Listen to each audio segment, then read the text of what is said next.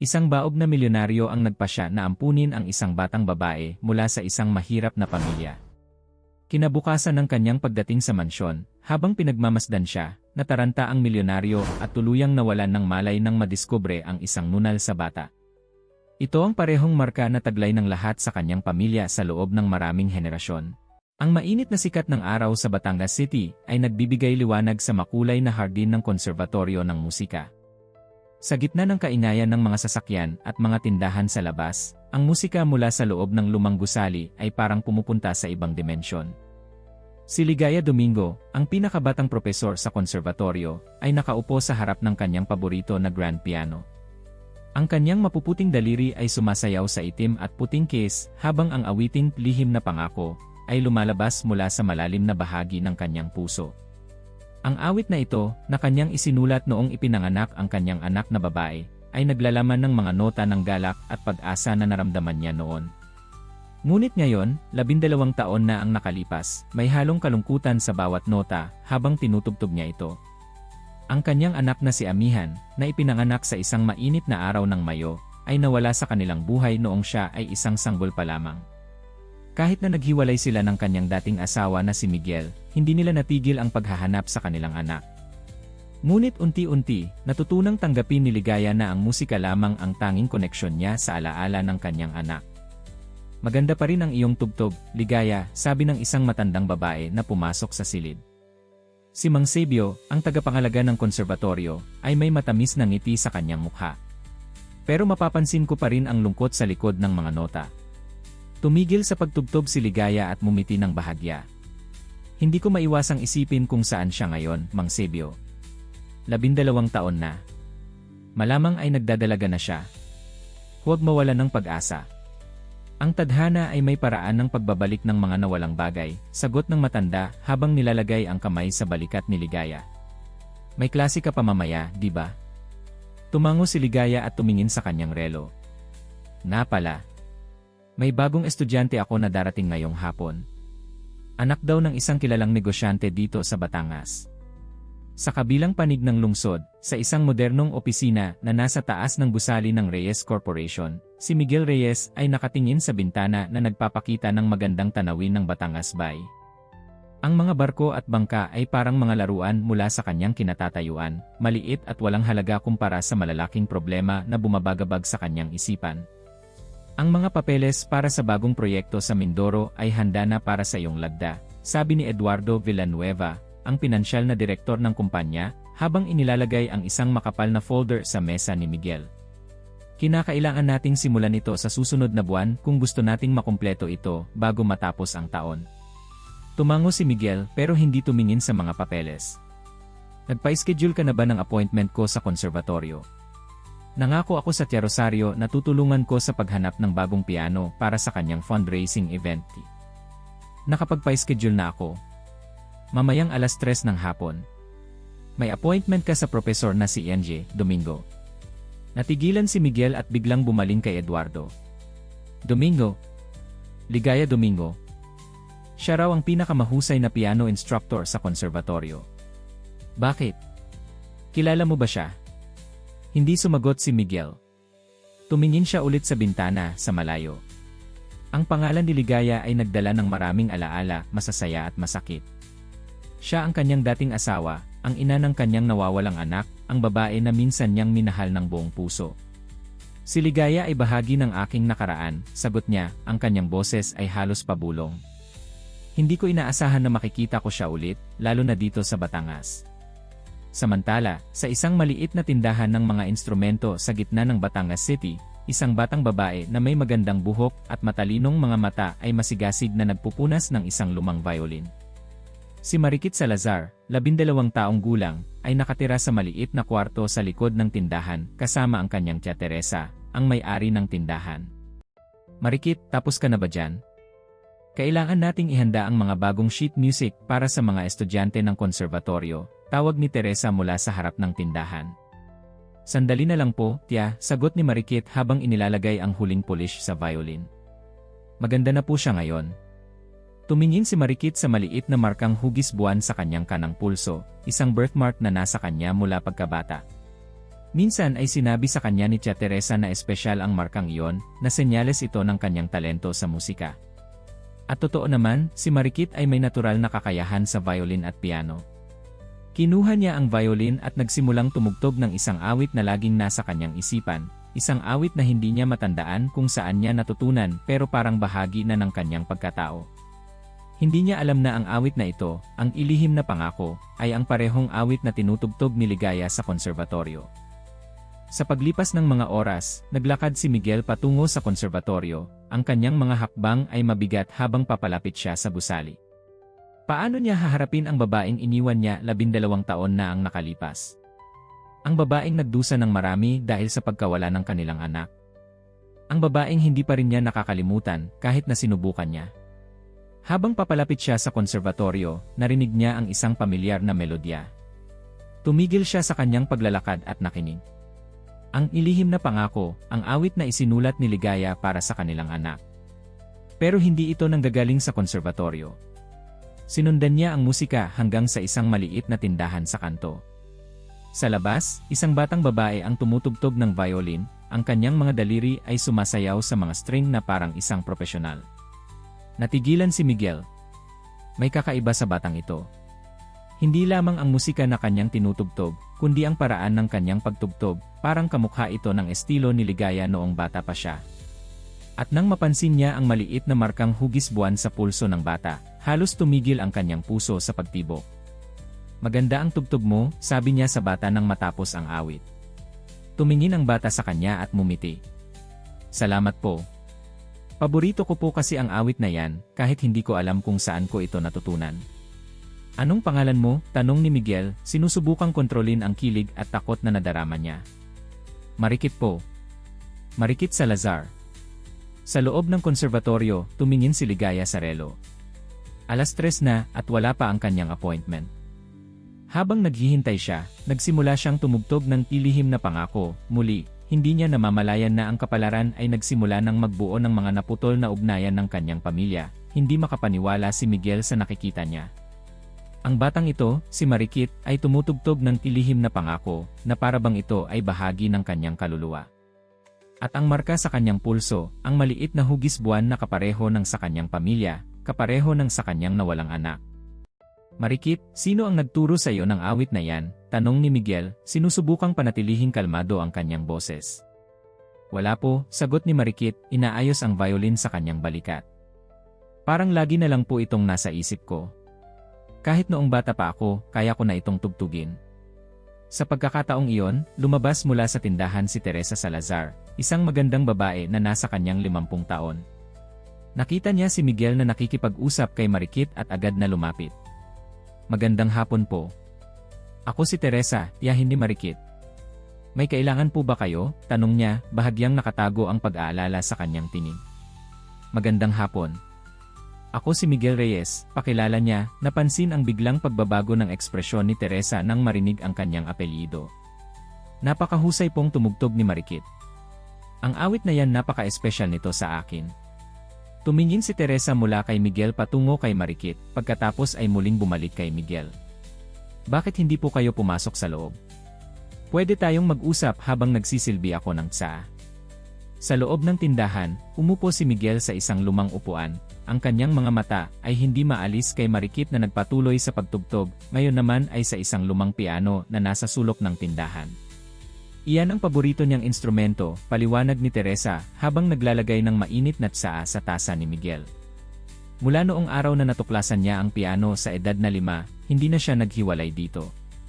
Gaano nakatagal si Marikit na kasama mo? Tanong ni Miguel, sinusubukang panatilihin ang normal na tono ng usapan.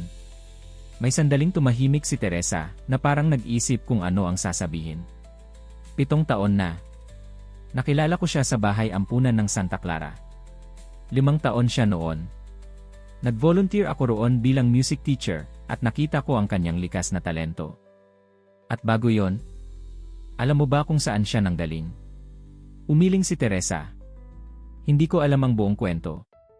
Ayon sa ampunan, si Marikit ay dinala sa kanila ng isang babae noong siya ay sanggol pa lamang. Walang ibinigay na pangalan o anumang impormasyon tungkol sa kanyang mga magulang.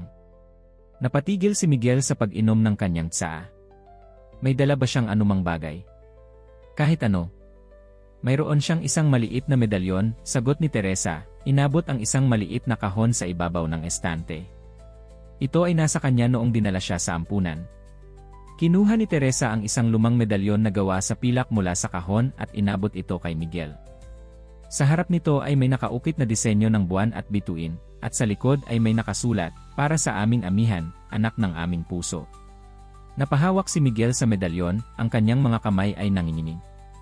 Ito ang medalyon na ibinigay nila ni Ligaya sa kanilang anak bago ito nawala. Nag-angat siya ng tingin kay Teresa, ang kanyang mga mata ay puno ng emosyon.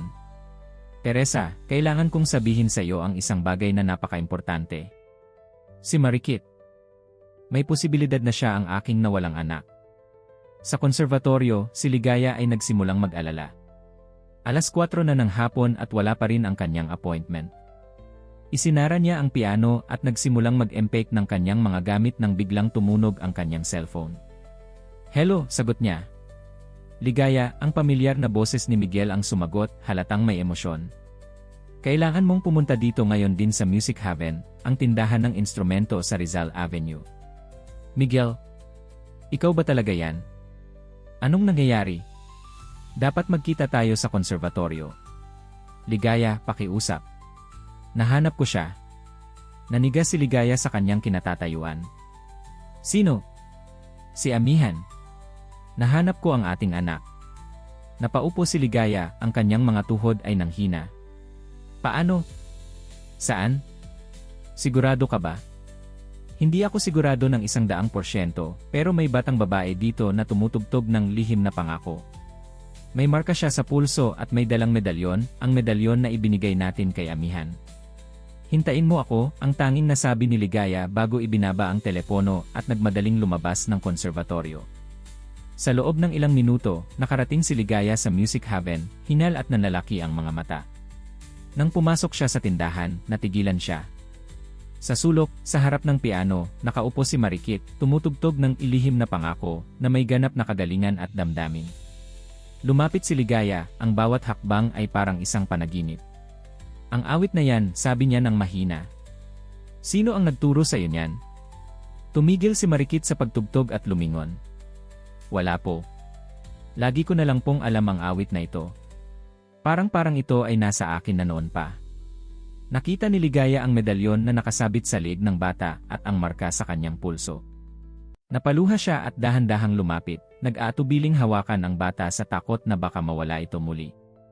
Ang pangalan ko ay Ligaya, sabi niya, ang kanyang tinig ay nanginginig. Ako ang sumulat ng awit na yan para sa aking anak na nawala 12 taon na ang nakaraan.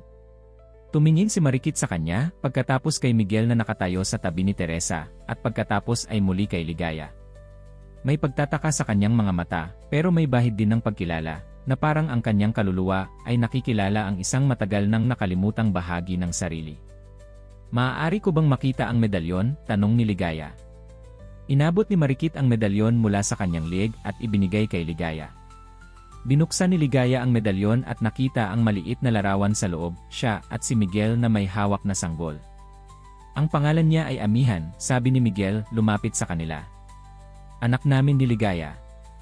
Nawala siya noong siya ay 5 buwan pa lamang. Nagkatinginan si Ligaya at Miguel, ang kanilang mga mata ay nagniningning sa luha. Pagkatapos ay tumingin sila kay Teresa, na tahimik na nakatayo sa isang sulok, ang mukha ay puno ng komplikadong emosyon. Teresa, sabi ni Miguel, kailangan naming malaman ang buong kwento. Kung paano napunta si Marikit sa iyo, at kung sino ang nagdala sa kanya sa ampunan. Huminga ng malalim si Teresa at umupo sa isang upuan. May nakakikilala ba sa inyo ng pangalan na Rosario Reyes? Tanong niya. Napatigil si Miguel. Si Tia Rosario. Ang tiyahin ko. Tumango si Teresa. Noon, ako ang personal na katulong ni Ginang Rosario. Siya ang nagdala kay Marikit o si Amihan sa ampunan. Pero hindi niya sinabi sa akin kung bakit o kung kanino galing ang bata. Nang malaman kong may espesyal na talento si Marikit sa musika, desidido akong alagaan siya at palakihin bilang sarili kong anak. Pero bakit? Tanong ni Ligaya, hindi makapaniwala. Bakit gagawin yun ni Rosario? Hindi ko alam ang buong kwento, sagot ni Teresa. Pero may isang bagay akong sigurado, Si Ginang Rosario ay madalas banggitin ang isang propesya o tradisyon ng pamilyang Reyes na may kinalaman sa musika at sa marka ng buwan. Nanginig si Miguel. Ang propesya ng Reyes, bulong niya. Akala ko isa lamang iyon sa mga kwentong bayan ng aming pamilya. Ano ang propesya? Tanong ni Ligaya. Bago makasagot si Miguel, biglang tumunog ang kampana ng pintuan ng tindahan. Pumasok ang isang eleganteng matandang babae, nakasuot ng marangyang damit at may bitbit na antigo na gintong singsing na may disenyong buwan at bituin, kapareho ng disenyo sa medalyon ni Marikit. Miguel, anong ginagawa mo rito? Tanong ng matandang babae, pagkatapos ay nakita si Ligaya at napatigil. At ikaw hindi maaari. Tia Rosario, sabi ni Miguel, tumayo ng tuwid at hinarap ang kanyang tiyahin. Sa tingin ko kailangan mong ipaliwanag sa amin kung bakit kinuha mo ang aming anak at itinago sa amin sa loob ng 12 taon. Tumingin si Rosario kay Marikit, na tahimik na nakaupo sa piano bench, pinagmamasdan ang mga matatanda na para bang nagmamasid sa isang komplikadong dula. Nakita mo na ang marka, sabi ni Rosario kay Miguel. At narinig mo na siyang tumugtog. Alam mo kung ano ang ibig sabihin nito para sa pamilyang Reyes. Ano ang ibig sabihin nito, tiya? Tanong ni Miguel, ang kanyang tinig ay malamig at matigas. Ang propesya, ang batang may marka ng buwan at may musika sa kaluluwa ang magdadala ng pagbabago sa Reyes. Sinabi sa akin ng iyong lola bago siya yumao na dapat kong protektahan ang hula sa anumang paraan. Kaya ninakaw mo ang aming anak, sigaw ni Ligaya, ang kanyang tinig ay puno ng galit at sakit. Hindi ko ninakaw siya, giit ni Rosario. Iniligtas ko siya mula sa isang mapanganib na kapalaran. Sa gitna ng lahat ng ito, tumugtog muli si Marikit ng piano. Ang ilihim na pangako ay muling pumuno sa silid, pero sa pagkakataong ito, may bahagi ng melodya na kakaiba, isang pagbabago na hindi pa narinig ni Ligaya at Miguel. Napatigil ang lahat at nakinig, at sa sandaling iyon, kahit ang galit at kalituhan ay nawala, napalitan ng kapangyarihan ng musika na nagbubuklod sa kanilang mga kaluluwa. Tumigil ang musika at ang silid ay nalubog sa katahimikan. Tumingin si Marikit sa 4 na adulto sa paligid niya, ang kanilang mga mata ay nakatuon sa kanya na para bang nakakita sila ng isang multo. Naisip niya kung ano ang ibig sabihin ng lahat ng ito, ang propesya, ang medalyon, ang marka sa kanyang pulso, at ang bagong mga taong ito na nagsasabing sila ang kanyang tunay na mga magulang. Pwede ba ako magtanong, sabi ni Marikit, binasag ang katahimikan. Kung totoo ang sinasabi ninyo, kung ako nga si Amihan, bakit niyo ako iniwan? Hindi ka namin iniwan, anak, sagot ni Ligaya, ang kanyang tinig ay nanginginig. Ninakaw ka sa amin. Isang gabi, habang natutulog ka sa iyong kuna, may pumasok sa aming bahay at kinuha ka. Noon pa man, hinanap ka na namin sa buong bansa. At ngayon, alam na natin kung sino ang kumuha sa iyo, sabi ni Miguel, tumingin kay Rosario, ang kanyang mga mata ay nagnininga sa galit. Tumayo ng tuwid si Rosario Reyes, ang kanyang mukha ay hindi nagpapakita ng anumang panghihinayang. Hindi ninyo naiintindihan ang aking ginawa. Kailangan kong gawin yon para protektahan ang pamilya. Protektahan? Mula sa ano? Tanong ni Miguel. Mula sa propesya, sagot ni Rosario. Sinabi ng iyong lola, ng aking kapatid, na ang batang may marka ng buwan ay magdadala ng malaking pagbabago sa pamilyang Reyes. Noong una, akala ko ito ay pagpapala. Pero nang makita ko ang malaking talento ni Amihan sa musika, kahit noong sanggol pa lamang siya, at ang marka sa kanyang pulso, natakot ako. Bakit ka natatakot sa isang sanggol? Tanong ni Ligaya, hindi makapaniwala. Dahil sa pangalawang bahagi ng propesya, sagot ni Rosario. Ang batang may marka ng buwan at may musika sa kaluluwa ang magdadala ng pagbabago sa Reyes, at ang sinaunang orden ay mawawala. Bago mamatay ang iyong lola, Miguel, ipinangako ko sa kanya na pangangalagaan ko ang mga tradisyon ng pamilya, ang sinaunang orden. Kaya kinuha ko si Amihan. Tumaas ang kilay ni Teresa. Ngayon ko lang naintindihan, sabi niya. Kaya pala sinabi mong dapat manatili sa ampunan si Marikit at hindi ma-adopt. Kaya pala lagi mong binibisita at sinisiguradong ayos siya, pero hindi mo kinukuha. Gusto kong protektahan siya mula sa malayo, paliwanag ni Rosario. Para hindi niya matupad ang propesya, pero hindi rin siya masaktan. Tumayo si Miguel, ang kanyang mga kamao ay nakakuyom. Tiya, nasasaktan ka ba sa ulo?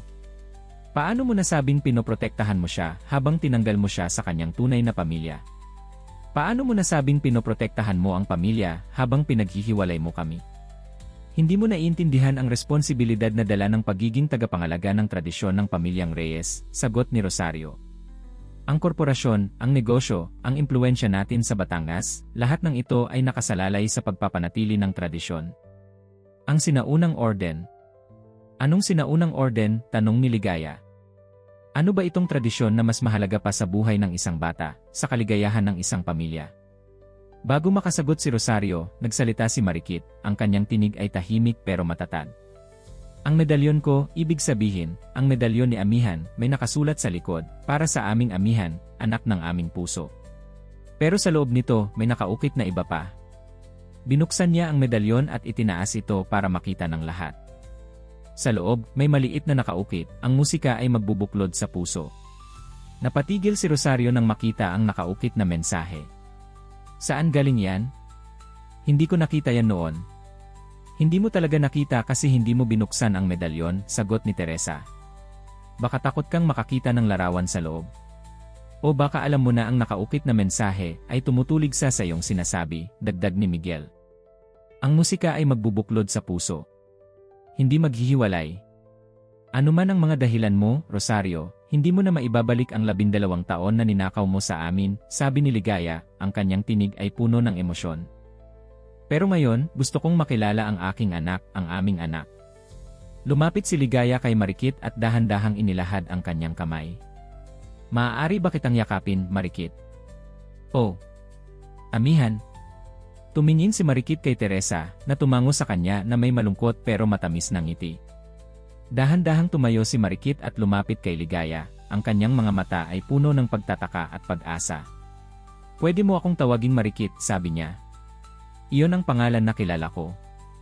At pwede mo akong yakapin. Niyakap ni Ligaya ang batang babae, ang mga luha ay tuloy-tuloy na umaagos sa kanyang mga pisngi. Sa loob ng maraming taon, nanaginip siya ng sandaling ito, at ngayon ay tila hindi siya makapaniwala na totoo ito. Lumapit din si Miguel at mahigpit na niyakap ang dalawa, ang kanyang mga balikat ay nanginginig sa tahimik na pag-iyak. Salamat, Diyos ko, salamat, bulong niya. Habang nanonood, naramdaman ni Teresa ang kanyang sariling mga luha. Kahit masakit para sa kanya na isipin na maaaring mawala sa kanya ang batang itinuring niyang anak sa loob ng 7 taon, alam niya sa kanyang puso na ito ang tamang nangyayari. Kailangan nating pag-usapan kung ano ang susunod, sabi ni Teresa pagkatapos ng ilang sandali. Si Marikit o si Amihan ay may buhay dito sa akin. May paaralan siya, mga kaibigan, mga gawain. Hindi natin mapapalitan ang lahat ng iyon sa isang iglap. Tumango si Ligaya, pinunasan ang kanyang mga luha. Tama ka. Kailangan nating isipin si Marikit una sa lahat. Hindi namin gusto na maging mas mahirap pa ang sitwasyon para sa kanya. Anong gusto mo, Marikit? Tanong ni Miguel, tumingin sa batang babae. Alam naming ito ay isang malaking pagbabago para sa iyo. Gusto naming malaman kung ano ang sa tingin mo ay pinakamabuti. Tumingin si Marikit sa kanyang mga kamay, pagkatapos kay Teresa, at pagkatapos kina Miguel at Ligaya. Hindi ko alam, sagot niya ng tapat. Hindi ko pa rin maintindihan ang lahat ng ito. Pero gusto kong makilala kayo. Gusto kong malaman kung sino talaga ako. At paano naman ako? Tanong ni Rosario, ang kanyang tinig ay matigas. Ano ang mangyayari sa akin, sa ginawa ko? Huminga ng malalim si Miguel at humarap sa kanyang tiyahin. Tia Rosario, ginawa mo ang pinakamasakit na bagay na maaaring gawin sa isang pamilya. Sinira mo ang aming buhay sa loob ng 12 taon. Pero ikaw pa rin ang kapatid ng aking lola, at bahagi ka pa rin ng pamilyang Reyes. Ibig sabihin ba nito na pinapatawad mo ako? Tanong ni Rosario, ang kanyang tinig ay biglang nanghina. Hindi ko pa alam, sagot ni Miguel ng tapat. Pero alam ko na kailangan nating harapin ito bilang isang pamilya. Para kay Marikit. At kailangan nating maintindihan kung ano talaga itong propesya, dagdag ni Ligaya. Kung bakit ito naging dahilan para sa lahat ng ito. Tumango si Rosario. Ang buong propesya ay nasa libro ng pamilya, ang libro ng Reyes. Nasa bahay ito, sa library. Makapunta ba tayo roon ngayon? Tanong ni Ligaya. Pwede ba akong sumama? Tanong ni Marikit. Gusto kong malaman ang tungkol sa propesya na ito na naging dahilan kung bakit nangyari ang lahat ng ito. Tumango si Miguel. Dapat kang ngang sumama. Ikaw ang pinaka-importante sa kwentong ito. Ako din, sabi ni Teresa. Gusto kong makasiguro na maayos si Marikit. Habang naglalakad sila palabas ng tindahan, napatigil si Marikit at bumalik sa piano. Inabot niya ang isang maliit na notebook na nasa ibabaw nito. Ang notebook ko, paliwanag niya. Dito ko sinusulat ang mga komposisyon ko. Komposisyon, tanong ni Ligaya, ang kanyang mga mata ay nagliliwanag. Nagsusulat ka ng sarili mong musika? Tumango si Marikit, medyo nahiya. Sinusubukan ko. Marami akong ideya sa aking isipan, at mas madali kong mailabas ang mga ito sa pamamagitan ng musika kaysa sa mga salita. Ngumiti si Ligaya, ang kanyang puso ay umaapaw sa pagmamalaki. Ganyan din ako noong bata pa ako. Siguro nagmana ka sa akin. Habang naglalakad sila patungo sa sasakyan ni Miguel, hindi nila napansin ang isang lalaking nakatayo sa kabilang kanto, nagmamasid sa kanila. Si Eduardo Villanueva, ang pinansyal na direktor ng Reyes Corporation, ay tahimik na kinuha ang kanyang cellphone at tumawag. Sir Antonio, may problema tayo. Nahanap ni Miguel ang kanyang anak. At mas malala pa, nakikipag-usap siya kay Rosario tungkol sa propesya. Kailangan nating gawin ang plano natin ngayon, bago pa man nila matuklasan ang buong katotohanan. Ang malaking bahay ng pamilyang Reyes ay nakatayo sa isang mataas na burol sa labas ng Batangas City, napapalibutan ng mga puno ng niyog at ipil-ipil. Ang lumang kolonyal na arkitektura nito ay simbolo ng kayamanan at kapangyarihan ng pamilya sa rehiyon. Nang pumasok sila sa malawak na sala, napatigil si Marikit sa kanyang paglalakad, na mangha sa kagandahan ng lugar. Ang mga antigong muebles, ang mga paintings na nakasabit sa pader, at ang malaking chandelier na nagbibigay liwanag sa buong silid, lahat ng ito ay parang mula sa ibang panahon, ibang mundo. Dito ka lumaki, tanong niya kay Miguel, hindi makapaniwala. Sagot ni Miguel, ang kanyang tinig ay may halong kalungkutan. Dito kami nakatira ng iyong lola at ni Tia Rosario, matapos mawala ang iyong lolo. At dito din dapat ikaw lumaki kung hindi nangyari ang lahat ng ito. Ang library ay nasa ikalawang palapag, sabi ni Rosario, umakyat sa malawak na hagdanan. Nandoon ang libro ng Reyes. Habang sumusunod sila kay Rosario, napansin ni Ligaya ang mga painting ng pamilya na nakahanay sa pasilyo. Isa sa mga ito ang kumuha ng kanyang atensyon, isang painting ng isang magandang babae na nakaupo sa piano, nakasuot ng formal na gown, at may bitbit na antigo na gintong singsing na kapareho ng kay Rosario. Iyan si Doña Elena, paliwanag ni Rosario nang mapansin niya ang interes ni Ligaya. Ang lola ni Miguel at ang aking kapatid. Siya ang nagbigay ng propesya bago siya pumanaw. Isa rin siyang mahusay na musikero, dagdag ni Miguel. Tulad mo, Ligaya. At tulad mo rin, Marikit. Pagdating nila sa library, hinila ni Rosario ang isang ginintuang kordong nakasabit sa dingding. Ilang sandali lang, isang matandang lalaki ang pumasok sa silid. Ipakuha mo ang libro ng Reyes, Mang Tasyo, utos ni Rosario. Nasa silid ng mga dokumento, sa likod ng painting ni Donna Elena. Matapos umalis si Mang Tasyo, umupo si Rosario sa isang lumang upuan na leather at tumingin kay Marikit. Alam mo ba kung gaano kakahalaga sa pamilyang ito? Tanong niya. Hindi ko pa rin naintindihan ang lahat, sagot ni Marikit. Bakit may propesya tungkol sa akin? At ano ang ibig sabihin ng sinaunang orden? Ang pamilyang Reyes ay hindi lamang ordinaryong pamilya, paliwanag ni Rosario. Noong panahon ng mga Kastila, ang aming ninuno, si Don Antonio Reyes, ay binigyan ng espesyal na tungkulin ng hari ng Espanya, ang maging tagapangalaga ng isang lihim na kaalaman, isang musikang may kapangyarihang magbuklod o maghiwalay ng mga puso. Musikang may kapangyarihan, tanong ni Ligaya, hindi makapaniwala. Parang kwento lang iyan. Para sa'yo, siguro, sagot ni Rosario. Pero hindi para sa pamilyang Reyes. Ang bawat henerasyon ay may isang miyembro na may marka ng buwan at espesyal na talento sa musika na nagiging tagapangalaga ng tradisyon. Si Donna Elena ang huling tagapangalaga, at bago siya yumaw, sinabi niya sa akin ang propesya tungkol sa isang bata na magwawakas sa sinaunang orden. At inakala mong si Amihan, si Marikit, ang batang iyon, sabi ni Miguel. Tumango si Rosario. Noong nakita ko ang marka sa kanyang pulso, at narinig kong kaya niyang tugtugin ang mga pirasong hindi pa natuturuan sa kanya, natakot ako. Akala ko, kung mawawala siya, maaaring hindi matupad ang propesya.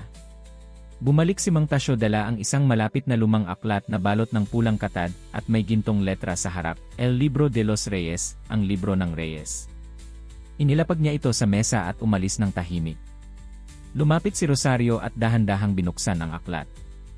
Ang mga pahina ay naninilaw na sa tagal, at ang mga letra ay nakasulat sa isang kombinasyon ng Espanyol at Latin. Narito ang propesya, sabi ni Rosario, tumuro sa isang pahina.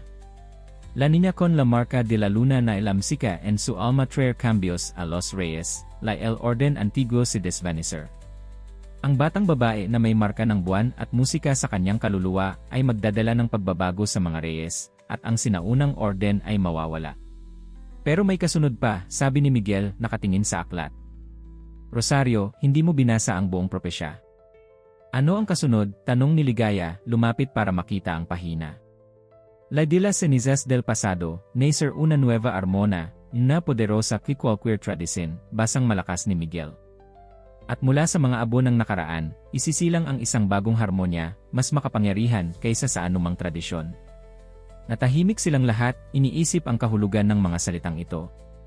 Hindi mo binasa ang buong propesya, sabi ni Ligaya kay Rosario. Pinili mo lang ang bahaging nagbibigay takot sa iyo. Natakot ako, inamin ni Rosario. Natakot ako na mawawala ang lahat ng ito, ang lahat ng pinaghirapan ng pamilya natin sa loob ng daan-daang taon. Pero hindi mo ba naisip na ang bagong harmonya ay maaaring mas maganda kaysa sa sinaunang orden? Tanong ni Miguel. Na ang pagbabagong dala ni Marikit ay para sa ikabubuti ng lahat. Habang nagtatalo ang mga adulto, naglakad si Marikit sa paligid ng library, ang kanyang mga daliri ay dumadampi sa mga lumang aklat at antigo na kagamitan. Sa isang sulok, nakita niya ang isang lumang piano na natatakpan ng manipis na tela. Hinila niya ang tela at natuklasan ang isang magandang grand piano na mukhang hindi nagamit sa mahabang panahon.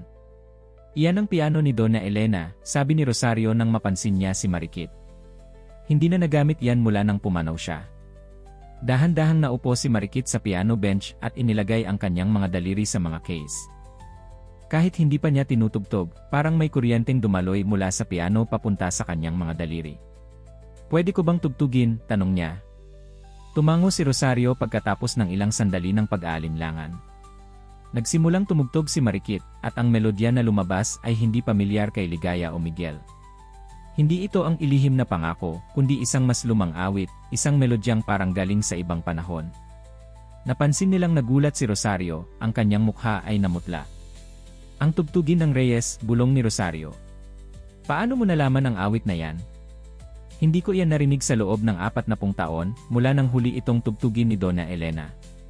Hindi ko alam, sagot ni Marikit, hindi tumitigil sa pagtugtog. Parang naririnig ko ito sa aking isipan habang hinihipo ko ang piano. Habang patuloy na tumutugtog si Marikit, hindi nila napansin ang isang silhawete sa pintuan ng library. Si Eduardo Villanueva ay tahimik na nanonood, ang kanyang mukha ay walang emosyon. Sa kabilang dako ng lungsod, sa opisina ng Reyes Corporation, si Antonio Buenaventura, ang pinakamataas na kasosyo ni Miguel sa negosyo, ay nagbabasa ng isang lumang dokumento. Ang tunay na propesya ng Reyes, nakasulat sa ibabaw ng pahina. Lahat ba ay handa na? Tanong niya sa isang empleyado. Opo, Sir Antonio. Ang mga dokumento para sa paglilipat ng mga shares ay handa na para sa lagda ni Miguel.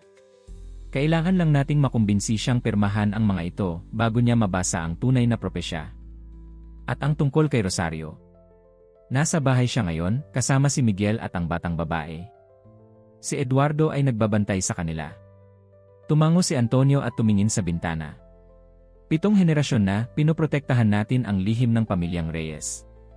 Hindi natin hahayaang masira iyon ng isang batang babae at ng kanyang musika.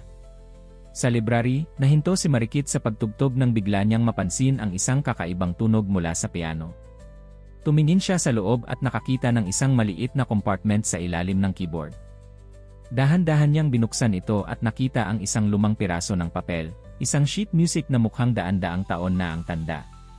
Ano yan? Tanong ni Ligaya, lumapit kay Marikit. Isang lumang sheet music, sagot ni Marikit, inilabas ang papel. Pero iba ang paraan ng pagsulat. Hindi ko mabasa ang mga nota. Kinuha ni Rosario ang papel, ang kanyang mga kamay ay nanginginig. Ito ang orihinal na sheet music ng La Armona de los Corazones, ang harmonya ng mga puso. Ang pinakasinaunang komposisyon ng pamilyang Reyes, na isinulat ni Don Antonio mismo. Bakit hindi ko ito mabas? Tanong ni Marikit. Naiintindihan ko naman ang ibang sheet music. Dahil ito ay hindi ordinaryong sheet music, paliwanag ni Rosario. Ito ay isang code, isang lihim na paraan ng pagsulat ng musika na alam lamang ng mga tagapangalaga ng tradisyon. Tumingin si Miguel kay Rosario, ang kanyang mukha ay seryoso. Tia, sa tingin ko ay panahon na para sabihin mo sa amin ang buong katotohanan. Ano ba talaga ang sinaunang orden? Ano ang lihim na pinangangalagaan ng pamilyang Reyes sa loob ng daan-daang taon? Huminga ng malalim si Rosario at tumingin sa bawat isa sa kanila. Ang sinaunang orden ay hindi lamang tungkol sa pamilya o tradisyon. Ito ay tungkol sa musika mismo, isang musikang may tunay na kapangyarihan, isang melodyang kayang magbuklod ng mga puso o maghiwalay ng mga kaluluwa. Ano ang ibig mong sabihin? Tanong ni Ligaya. Ang lihim na ito ay ibinigay kay Don Antonio ng isang matandang alamat mula sa bundok. Isang melodyang may kapangyarihang kontrolin ang mga damdamin ng mga nakaririnig nito. Noong panahon ng digmaan, ang melodyang ito ay ginamit upang pagsamahin ang mga taong magkakahiwalay at magdala ng kapayapaan. Pero maaari rin itong gamitin para sa masama, para maghiwalay, para maghasik ng galit at takot. At ito ang musikang nasa sheet music na ito, tanong ni Miguel, hindi makapaniwala. Sagot ni Rosario. At ang propesya ay nagsasabi na ang batang may marka ng buwan ay magbabalik sa tunay na layunin ng musika, ang pagbubuklod, hindi ang paghihiwalay. Pero bakit mo kinuha si Marikit kung ganoon? Tanong ni Teresa, hindi maintindihan. Kung siya ang magdadala ng mas magandang harmonya. Bago makasagot si Rosario, isang malakas na tunog ang narinig nila mula sa ibaba. Pagkatapos ay may narinig silang mga yabag na paakyat sa hagdanan.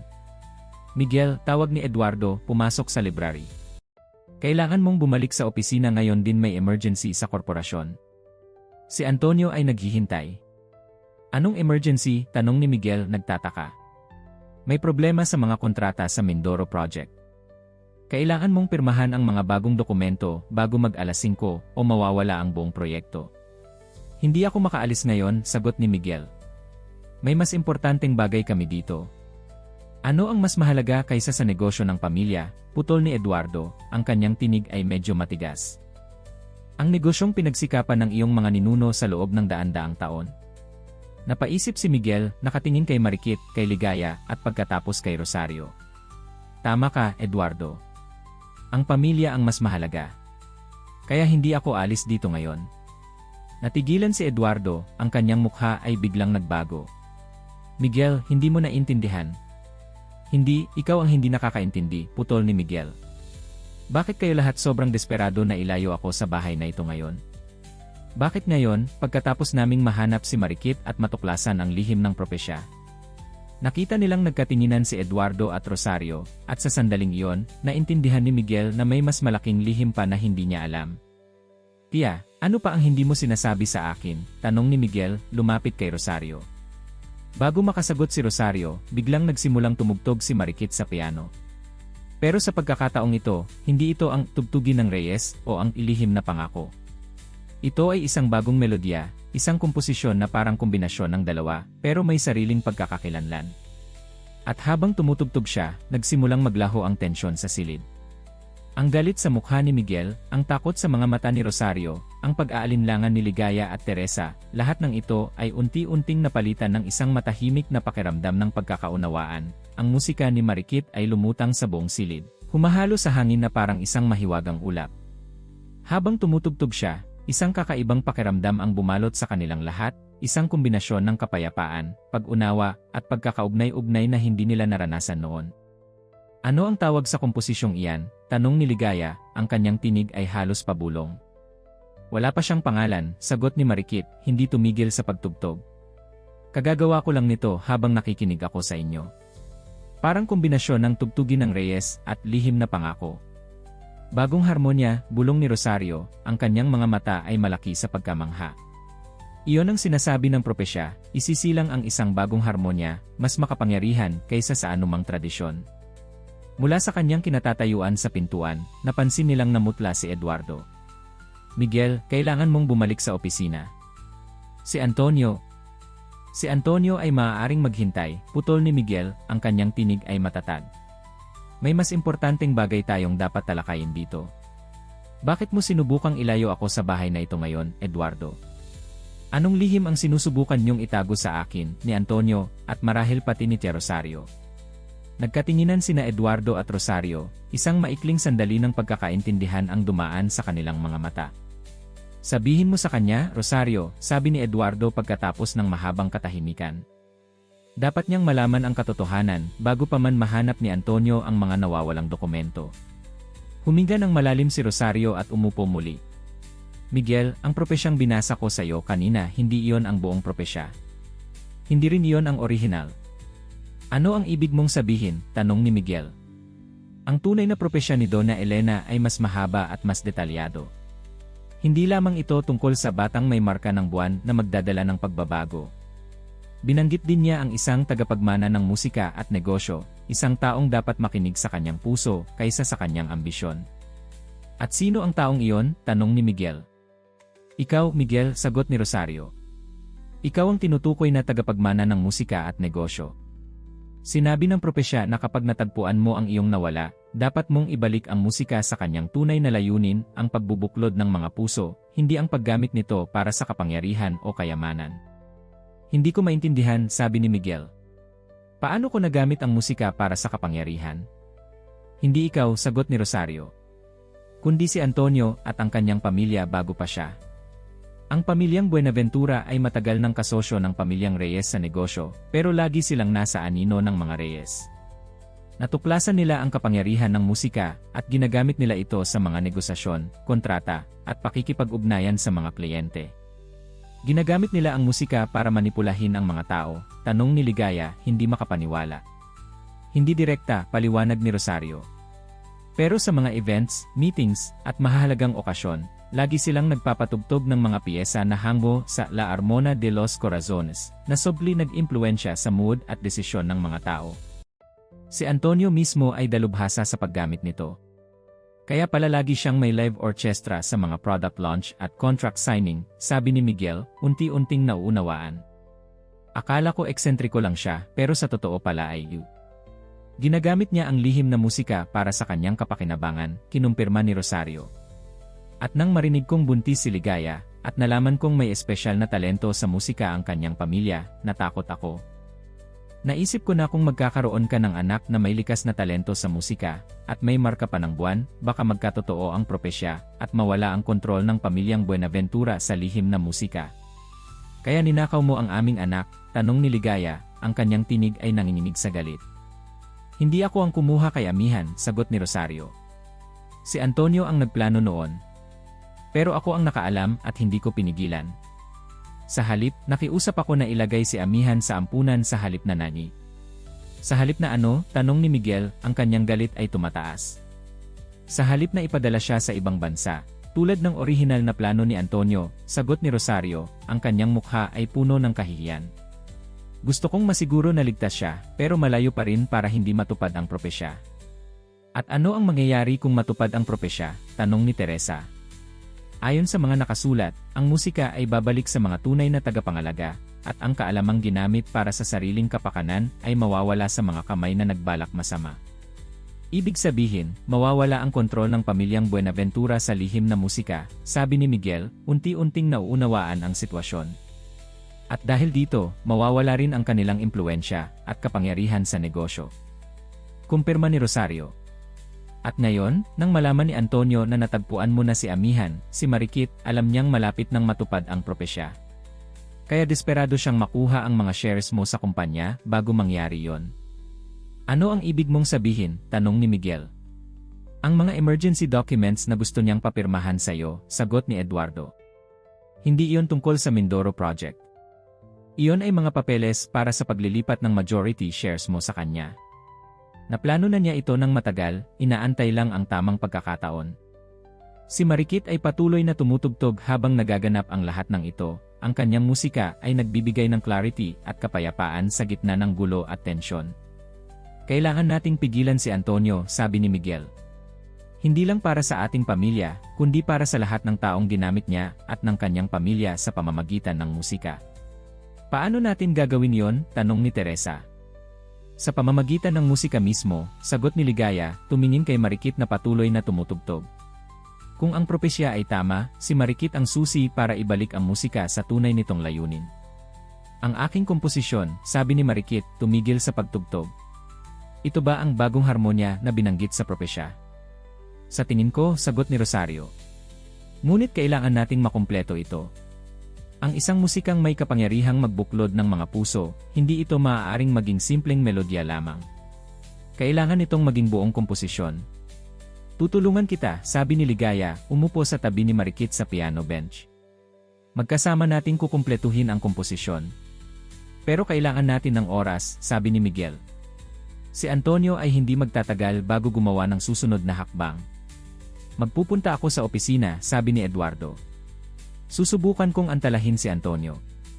Sabihin ko sa kanya na papunta ka na at kailangan lang niyang maghintay. Magtitiwala na ba tayo sa kanya? Tanong ni Teresa, tumingin sa direksyon ni Eduardo. Wala tayong choice, sagot ni Miguel. At kung talagang may kapangyarihan ang musika ni Marikit para magdala ng katotohanan at pagbubuklod, naramdaman na ito ni Eduardo. Tama ba, Eduardo? Tumango si Eduardo. Noon pa man, hindi ako komportable sa mga ginagawa ni Antonio. Pero naging takot ako para sumuway. Ngayon, narinig ko ang musika ni Marikit at naramdaman ko ang pagbabago. Alam ko na kung nasaan dapat ang aking katapatan. Magsimula na tayo, sabi ni Ligaya, tumingin kay Marikit. Ipakita mo sa akin ang melody na ginawa mo, at sabay nating bubuin ang bagong harmonya. Habang si Ligaya at Marikit ay nagsimulang magtrabaho sa piano, lumapit si Miguel kay Rosario. Tia, alam kong maraming pagkakamali ang nangyari sa nakaraan. Pero ngayon, kailangan kong malaman, nasa panig ka ba namin? Tumingin si Rosario kay Marikit, pagkatapos kay Ligaya, at sa wakas kay Miguel. 12 taon, pinangalagaan ko ang mga tradisyon ng pamilya natin, akala ko iyon ang tamang gawin. Pero ngayon naintindihan ko na ang tradisyon ay dapat magbago at lumago, hindi maging kadena na nagtatali sa atin sa nakaraan. Huminga siya ng malalim at tinanggal ang antigo na gintong singsing mula sa kanyang daliri. Ang singsing na ito ang simbolo ng tagapangalaga ng tradisyon ng pamilyang Reyes. Sa loob ng 40 taon, ito ay nasa akin. Pero ngayon, oras na para ipasa ito sa tunay na tagapangalaga. Lumapit siya kay Marikit at iniabot ang singsing. Ikaw ang tagapangalaga ngayon, Marikit. Ikaw ang magdadala ng bagong harmonya sa pamilyang Reyes. Tinanggap ni Marikit ang singsing, ang kanyang mga mata ay nagliliwanag sa pagkamangha. Hindi ko pa rin lubos na naiintindihan ang lahat ng ito. Pero alam ko sa aking puso na ito ang tama. Isinuot niya ang singsing sa kanyang daliri, at kahit na napakalaki nito para sa kanya, sa sandaling iyon ay parang eksaktong kasya ito. Isang mahinang kumikinang na liwanag ang lumabas mula sa singsing, at nadama ng lahat sa silid ang isang bagong presensya, isang enerhiyang nagbibigay ng pag-asa at kapayapaan. At ngayon, sabi ni Marikit, bumalik sa piano, tapusin natin ang bagong harmonya. Habang nagsimula siyang tumugtog kasama si Ligaya, ang musika ay umaabot sa bawat sulok ng lumang bahay, umaabot sa mga tagapakinig na hindi nila nakikita. Sa malayo, sa kanyang opisina, natigilan si Antonio Buenaventura sa gitna ng kanyang pagsusulat. Naramdaman niya ang isang kakaibang sensasyon, isang malakas na hila sa kanyang puso, isang pagtawag na hindi niya maipaliwanag. Ang batang babae, bulong niya. Nagsimula na siyang tumugtog ng bagong harmonya. Isang linggo ang lumipas mula nang matuklasan ni Marikit ang kanyang tunay na pagkakakilanlan at ang kapangyarihan ng musikang nasa kanyang dugo. Sa loob ng 7 araw, walang hinto siyang nagtrabaho kasama si Ligaya para mabuo ang bagong harmonya, ang komposisyong nagdadala ng pagbabago sa pamilyang Reyes at sa lahat ng nakakarinig nito. Ngayon, sa Grand Auditorium ng Batangas Cultural Center, ang entablado ay handa na para sa pinakahinihintay na konsyerto ng taon, ang paglulunsad ng programang Musika para sa Lahat. Isang proyekto ng Bagong Reyes Family Foundation na naglalayong magdala ng musika sa mga batang walang kakayahang mag-aral nito. Sa backstage, nagkikita sina Marikit at Ligaya, pareho silang nakasuot ng maringal na gown na kulay asul, ang kulay ng pamilyang Reyes. Kinakabahan ka ba? Tanong ni Ligaya, inaayos ang buhok ni Marikit. Konti lang, sagot ng bata, hinihipo ang antigo na singsing na ngayon ay nakakabit sa isang kwinta sa kanyang leeg. Pero mas nananabik ako. Ngayon, sa wakas, maririnig ng lahat ang bagong harmonya, hindi para manghikayat o manipulahin, kundi para magbuklod ng mga puso. Hindi kalayuan, si Miguel ay nakikipag-usap sa mga organizers ng event sa loob ng nakaraang linggo. Maraming pagbabago ang nangyari sa Reyes Corporation. Si Antonio Buenaventura ay nawala ng kanyang posisyon matapos mabunyag ang kanyang mga plano, at si Eduardo ang pansamantalang pumalit sa kanya habang naghahanda ang kumpanya para sa bagong direksyon. Kumpleto na ba ang listahan ng mga dadalo? Tanong ni Miguel. Opo, Sir Miguel, sagot ng assistant. Lahat ng mahahalagang tao sa Batangas ay darating, ang mayor, ang gobernador, mga negosyante, at pati na rin ang mga pamilya ng mga batang makikinabang sa scholarship program. At si Antonio? May balita ba kung dadalo siya? Wala pong kumpirmasyon, pero nakita siyang nasa lungsod kaninang umaga. Tumango si Miguel at naglakad papunta sa main lobby, kung saan nakita niya si Rosario na nakikipag-usap sa mga bisita. Kahit na nawala na sa kanya ang posisyon bilang tagapangalaga ng tradisyon, nananatili pa rin siyang importanteng miyembro ng pamilya. Miguel, tawag ni Rosario nang makita siya. Si Teresa ay nasa labas, naghahatid ng mga bata mula sa ampunan. Gusto mo bang tulungan siya?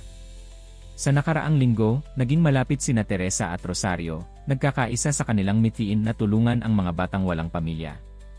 Ito ang naging paraan ni Rosario para bumawi sa kanyang nakaraang mga pagkakamali. Pupunta na ako, sagot ni Miguel, pero bago pa siya makalabas, pumasok si Teresa kasama ang isang grupo ng mga bata mula sa bahay ampunan ng Santa Clara. Sorpresa, sabi ni Teresa, ang kanyang mukha ay nagliliwanag sa tuwa. Dinala ko sila ng mas maaga para makapag-practice kasama si Marikit. Napangiti si Miguel at lumapit sa mga bata. Maraming salamat sa pagdalo ninyo. Magiging espesyal ang gabing ito dahil sa inyong presensya. Sa loob ng auditorium, ang mga upuan ay unti-unting napupuno ng mga tao mula sa iba't ibang bahagi ng lipunan, mayayaman at mahihirap, mga opisyal ng gobyerno at ordinaryong mamamayan, lahat ay nagkakaisa sa kanilang pagmamahal sa musika. Si Marikit ay nagpapraktis ng huling beses sa grand piano sa gitna ng entablado. Ang kanyang mga daliri ay sumasayaw sa mga keys, at ang melodya ng bagong harmonya ay umaabot sa bawat sulok ng auditorium, umaapaw sa mga dingding at dumarating sa mga tenga ng lahat ng nasa loob. Isang lalaking nakasuot ng mamahalin na suit ang pumasok sa auditorium at naupo sa pinakahuling hanay. Si Antonio Buenaventura, na minsan ay ang pinakamataas na kasosyo ni Miguel sa negosyo, ay napapalibutan ng kanyang mga bodyguard. Ang kanyang mukha ay walang emosyon, pero ang kanyang mga mata ay nag-aalab ng determinasyon. Sir Antonio, sigurado po ba kayo na gusto ninyong manood ng konsyerto? Tanong ng isa sa kanyang bodyguard. Maaaring mapanganib ito kung makikilala kayo ng mga tao. Hindi ako alis, sagot ni Antonio, ang kanyang tinig ay matigas. Kailangan kong marinig ang bagong harmonya at malaman kung totoo nga ang propesya. Sa backstage, nalaman ni Miguel ang pagdating ni Antonio. Hayaan mo siya, sabi niya kay Eduardo nang magre-report ito. Kung totoo ang kapangyarihan ng musika, kailangan din niyang marinig ito. Dumating ang oras ng konsyerto, at ang mga ilaw sa auditorium ay unti-unting dumilim. Isang spotlight ang umihaw sa gitna ng entablado, at lumabas si Miguel. Magandang gabi sa inyong lahat, bati niya sa audience. Salamat sa inyong pagdalo sa espesyal na gabing ito. Ang konsyertong ito ay hindi lamang isang pagdiriwang ng musika, kundi isang pagdiriwang din ng pagkakaisa at pagbabago. Sa loob ng maraming taon, ang pamilyang Reyes ay kilala sa mundo ng negosyo. Pero bago pa ang negosyo, ang aming pamilya ay kilala sa musika, isang musika na may kapangyarihang magbuklod ng mga puso, magdala ng kapayapaan, at magpalakas ng mga komunidad. Ngayong gabi, ipinapakilala ko sa inyo ang aking anak, si Marikit Reyes, at ang aking asawa, si Ligaya Domingo. Sama-sama, ipaparinig nila sa inyo ang bagong harmonya, isang komposisyong magdadala ng pagbabago hindi lamang sa aming pamilya, kundi sa buong komunidad. Umalis si Miguel sa entablado at pumasok sina Marikit at Ligaya. Ang auditorium ay napuno ng palakpakan nang makita ng mga tao ang inang mahusay na pianista at ang kanyang anak na may kakaibang talento. Naupo sila sa dalawang grand piano na nakaharap sa isa't isa at tumingin sa isa't isa bago magsimulang tumugtog. Ang unang mga nota ng bagong harmonya ay umaalimbukay sa hangin, mahinahon at matamis sa simula, tulad ng unang sinag ng araw sa umaga. Pagkatapos, unti-unting lumakas ang musika, ang mga nota ay nagsasayaw at nagbabalik-balik, nagkukwento ng isang kwentong puno ng pagkawala, paghihirap, at sa huli, muling pagkakatagpo. Sa audience, naramdaman ng mga tao ang kakaibang epekto ng musika. Hindi ito tulad ng anumang narinig nila noon. May kakaiba sa melodyang ito na humahawak sa kanilang mga puso, nagpapaalala sa kanila ng mga bagay na mahalaga sa buhay, pamilya, pagmamahal, katotohanan. Sa kanyang upuan sa likuran, naramdaman ni Antonio ang isang mainit na sensasyon sa kanyang dibdib. Hinawakan niya ang kanyang puso, at sa kanyang pagkamangha, naramdaman niya ang pagbagsak ng mga pader na itinayo niya sa loob ng maraming taon, ang pader ng ambisyon, galit, inggit, at pagnanais ng kapangyarihan. Sa entablado, ang musika ni Marikit at Ligaya ay umabot sa kanyang climax. Ang kanilang mga daliri ay sumasayaw sa mga piano case na parang iisa ang kanilang isipan at puso. Ang melodya ay umaapaw sa auditorium, hindi lamang naririnig kundi nararamdaman din ng bawat taong naroroon. At habang tumutugtog sila, isang kakaibang pangyayari ang naganap. Ang antigo na singsing sa leeg ni Marikit ay nagsimulang magniningning, lumilikha ng isang mahinang liwanag na kumakalat sa buong entablado. Ang liwanag ay unti-unting lumakas, hanggang sa ang buong auditorium ay nabalot sa isang mainit at kumikinang na aura. Sa gitna ng musika at liwanag, may kakaibang sensasyon na naramdaman ang lahat ng nasa loob ng auditorium, isang pakiramdam ng pagkakaisa, pag-unawa, at pagmamahal na lumampas sa anumang salita o paliwanag. Nang matapos ang komposisyon, ang huling mga nota ay nanatili sa hangin para sa ilang sandali, na parang ayaw pang mawala. At nang unti-unting bumalik ang katahimikan, ang audience ay nanatiling nakatahimik, napako sa kanilang mga upuan, hindi makapaniwala sa karanasang kanilang naramdaman. Pagkatapos, isang matandang lalaki sa harap ang unang tumayo at nagsimulang pumalakpak. Sunod-sunod, ang lahat ay tumayo at sumama sa palakpakan, ang kanilang mga mukha ay puno ng emosyon at galak. Sa likuran, tumayo si Antonio at dahan-dahang naglakad patungo sa exit. Pero bago siya makalabas, humarap siya sa direksyon ng entablado at tumango ng bahagya, isang tahimik na pagkilala sa kapangyarihan ng musikang kanyang narinig at sa pagbabagong nagsisimula sa kanyang puso. Sa backstage, nagkayakap sina Miguel, Ligaya, at Marikit, ang kanilang mga mukha ay basang-basa ng luha ng kaligayahan. Nagawa natin, bulong ni Marikit. Ang bagong harmonya ay narinig na ng lahat. Hindi lang narinig, sagot ni Miguel, kundi naramdaman din na tupad na ang propesya. Lumapit si Rosario, na may dalang isang lumang libro. Ang libro ng Reyes, sabi niya, binubuksan ito. May bagong pahina na naidagdag. Sa likurang bahagi ng libro, may bagong sulat na lumitaw, na para bang isinulat ng isang invisible na kamay.